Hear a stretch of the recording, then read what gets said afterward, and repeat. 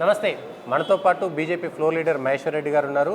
ఒక పెద్ద ఆరోపణ కాంగ్రెస్ ప్రభుత్వంపైన చేస్తున్నారు. మిగిలిన అంశాలు మాట్లాడే ముందు సార్, ధరణి అనేటువంటి అంశంలో కాంగ్రెస్ పార్టీ టీఆర్ఎస్ని తిట్టింది, మీరేమో ఇప్పుడు కాంగ్రెస్ పార్టీని తిడుతున్నారు. అది ఎట్లా సాధ్యమవుతుంది? నేను కాంగ్రెస్ను తిట్టడం లేదు. భారతీయ జనతా పార్టీ ఈరోజు ఏం ప్రశ్నిస్తుందంటే, తెలంగాణ రాష్ట్రం ఏర్పడిన తర్వాత భారతదేశంలో అతిపెద్ద కుంభకోణం 2 లక్షల కోట్ల రూపాయల కుంభకోణం చేసినటువంటి టీఆర్ఎస్ ప్రభుత్వాన్ని, కేసీఆర్ని, కేటీఆర్ని రేవంత్ రెడ్డి గారు ఎందుకు ప్రొటెక్ట్ చేస్తూ ఉన్నారు? 115 రోజులైనా ఇప్పటి వరకు ఆ కుంభకోణాన్ని ఎందుకు వెలికి తీస్తలేరు? ఇతర అంశాల మీద మీకున్న ఉత్సుకత, టెలిఫోన్ ట్యాపింగ్ అను ఇంకోటను ఉన్న ఉత్సుకత ఎందుకు ఈరోజు 2 లక్షల కోట్ల రూపాయల కుంభకోణం మీద, అట్టడుగు బడుగు బలమైన వర్గాలకు చెందిన భూములు లాక్కున్న దాని మీద మీకు ఎందుకు చిత్తశుద్ధి లేదు? ఎందుకు లేదని మీరు అనుకుంటున్నారు? నేను అదే అడుగుతా ఉన్నాను. ఈరోజు 2 లక్షల కోట్ల రూపాయల కుంభకోణం వెనుక దాగి ఉన్నటువంటి అంశాలు కేవలం కేటీఆర్, కేసీఆర్ మాత్రమే ఇన్వాల్వ్ ఉన్నటువంటి ఈ అంశంలో వారు అనుకుంటే దీన్ని సిబిఐకి ఇవ్వచ్చు, విజిలెన్స్ ద్వారా లేకుంటే సిట్టింగ్ జడ్జి ద్వారా ఎంక్వైరీ చేయించి వాస్తవాలు పబ్లిక్ డొమైన్లో పెట్టవచ్చు, వాస్తవాలు వెలికి తీయొచ్చు. ఏమి చేయకుండా కాలయాపన ఎందుకు చేస్తున్నారు?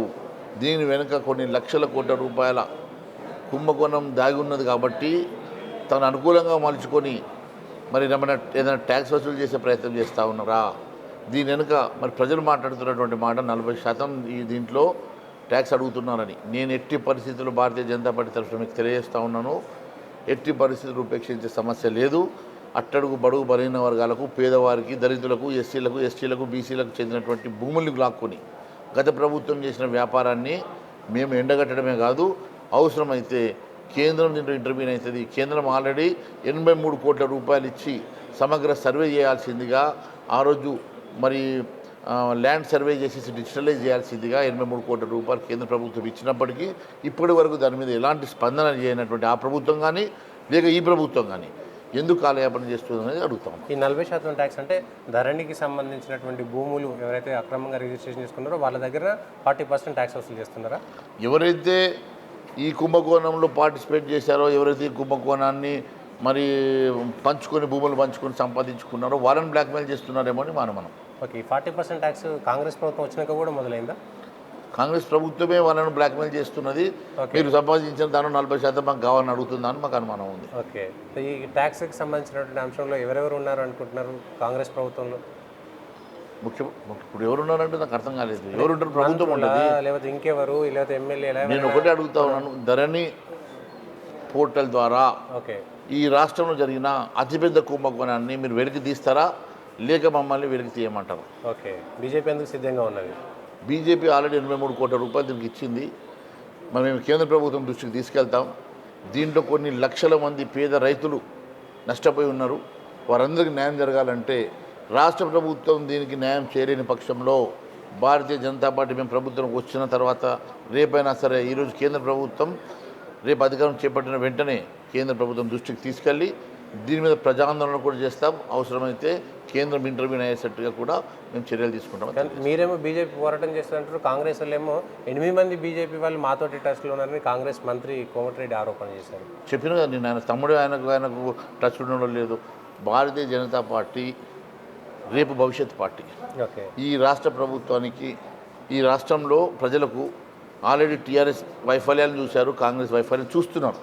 రేపు ఈ రాష్ట్రంలో భారతీయ జనతా పార్టీ ఒకటే రేపు పెద్ద దిక్కుగా, ఆల్టర్నేటివ్ పార్టీగా రేపు భారతీయ జనతా పార్టీతో న్యాయం జరుగుతుంది అన్న పూర్తి విశ్వాసంతో ప్రజలు మా వైపు చూస్తున్నారు. కానీ మహేశ్వర్ రెడ్డి నాకు మంత్రి పదవి ఇస్తే కాంగ్రెస్లో చేరుతానని నాతోటే అన్నాడని స్వయంగా మంత్రి కోమటిరెడ్డి ఆరోపణ. చూడండి, మంత్రి పదవి ఆశపడి ఉంటే పార్టీ ఎందుకు మారుతుంటే, నేను ఆ రోజు ఏఐసిసి చైర్మన్గా ఉన్నటువంటి నేను అక్కడ జరుగుతున్నటువంటి సైకిల్ కాంగ్రెస్కి, ఒరిజినల్ కాంగ్రెస్కి మధ్యలో ఉన్నటువంటి వ్యత్యాసాలు చూడలేక, అక్కడ జరుగుతున్నటువంటి అంశాలను చూడలేక, ఈరోజు ఈ కాంగ్రెస్ పార్టీ వల్ల ఎట్టి పరిస్థితుల్లో న్యాయం జరగదు. ప్రజలకు న్యాయం చేయాలనుకుంటే భారతీయ జనతా పార్టీ వల్ల, పటిష్టమైనటువంటి నాయకత్వం ఉన్నటువంటి నరేంద్ర మోడీ గారి వల్ల సాధ్యమవుతున్న విశ్వాసంతో కదా భారతీయ జనతా పార్టీకి వచ్చింది. భారతీయ జనతా పార్టీకి వచ్చిన ప్రజలు నన్ను ఆశీర్వదించి 50,000 మెజార్టీ, చిలుపు మెజార్టీతో నన్ను గెలిపించుకొని ఆశీర్వదించాను. కాబట్టి నా కంఠంలో ప్రాణం ఉన్నంతసేపు నేను భారతీయ జనతా పార్టీ విధేయుడిగా, భారతీయ జనతా పార్టీ కార్యకర్తగా పనిచేస్తాం. కాంగ్రెస్ పార్టీ 14 ఎంపీ స్థానాలు గెలవబోతుంది, అందులో ఆదిలాబాద్ కూడా కాంగ్రెస్ వైపే వెళ్తుంది అనేటువంటిది ఒకటి చెప్తుంది. చూడండి, పాపము రేవంత్ రెడ్డి గారు ఇంకా గాలిలో ఉన్నారు. రేవంత్ రెడ్డి గారు వాస్తవంగా దిగొచ్చి మాట్లాడాలా? రేవంత్ రెడ్డి గారు ఎన్ని మాట్లాడినంత మాత్రం ప్రజలు కదా నిర్ణయం చేసేది, ప్రజలు నిర్ణయం చేస్తారు. మేము ఒకటే అడుగుతూ ఉన్నాం, గతంలో ఒకటి ఉన్నది, మేము 8కి వచ్చాము, 8కి వెళ్ళి 8కి పోతాం. ఓకే, రేపు ఈ రాష్ట్రాన్ని అధికారంలోకి వచ్చిన తర్వాత ప్రజలకు మా వలన న్యాయం జరుగుతుందన్న విశ్వాసం ప్రజలకు ఉన్నది, మాకు. కానీ రేవంత్ రెడ్డి ధైర్యంగా ఇది నా ప్రభుత్వానికి రెఫరెండం, నా ప్రభుత్వ పనితీరుకు 100 రోజుల పరిపాలనకు అంటున్నారు. 100 రోజులు ఏం చేసిండని రిఫరెండము? ఏదన్నా ఒక హామీ నెరవేర్చిండా, లేకుంటే ఒక గ్యారెంటీ నెరవేర్చిండా, లేకుంటే ఏం చేసిండని రిఫరెండము? ఏదన్నా చేస్తే రిఫరెండం అనాలి. కానీ ఓకే, ఆయన ఏం మాట్లాడుతున్నాడో, ఎందుకు మాట్లాడుతున్నాడో ఎవరికి అర్థమవుతలేదు. ఆయన ఊరికేదో నోటికి వచ్చినట్టు మాట్లాడుతున్నాడు. ఇంకా అపోజిషన్ ఉన్నా అనుకుంటున్నాడు. ఆయన ముఖ్యమంత్రిగా మాట్లాడాలని తెలియజేస్తున్నాడు. ఆదిలాబాద్ పార్లమెంట్ స్థానం భారతీయ జనతా పార్టీ నెగ్గబోతుందా? తెలంగాణలో మీకు ఎన్ని వస్తాయని అనుకుంటున్నారు? 12 సీట్లు గెలుస్తున్నాం. భారతీయ జనతా పార్టీ కనీసం 10 నుంచి 12 సీట్లు గెలవబోతుంది. ఆదిలాబాద్ పరిస్థితి ఎట్లా ఉందో? ఆదిలాబాద్ 2 లక్షల మంది కొట్లాట్లు ఉన్నట్టున్నాయి కదా మీ ఎమ్మెల్యేలకు, ఎంపీ క్యాండిడేట్కి మధ్య. ఎవరికి అటువంటిది ఏం లేదు. ఎవరు చెప్పారు? బాపురావు గారు కూడా నడ్డాను కలిసి నన్ను అవమానపరిచారు. అదే ఉన్నది. బాపురావు గారు పాపం పార్టీ తీసుకున్న నిర్ణయం కట్టుబడి ఉన్నారు, పార్టీలోనే ఉన్నారు.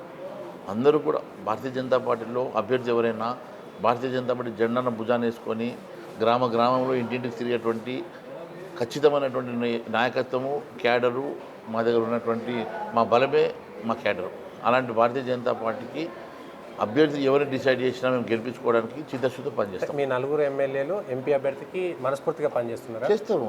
భారతీయ జనతా పార్టీలో మనస్ఫూర్తిగా ఉండదు. భారతీయ జనతా పార్టీ ఎవరు అభ్యర్థి అయినా భారతీయ జనతా పార్టీ నాయకులు, కార్యకర్తలు మనస్ఫూర్తిగా పనిచేస్తారు. అది మా గొప్పతనం. అది భారతీయ జనతా పార్టీ ఫ్యామిలీ గొప్పతనం అది. Okay, thank you Maheshwar Reddy గారు. ఇది ఆదిలాబాద్ జిల్లాకు సంబంధించిన దాంట్లో 4 ఎమ్మెల్యేలు కలిసే పనిచేస్తున్నామని, ధరణికి సంబంధించినటువంటి కుంభకోణంలో వెంటనే బయటికి తీసుకురావాలనేటువంటి డిమాండ్ చేస్తున్నారు.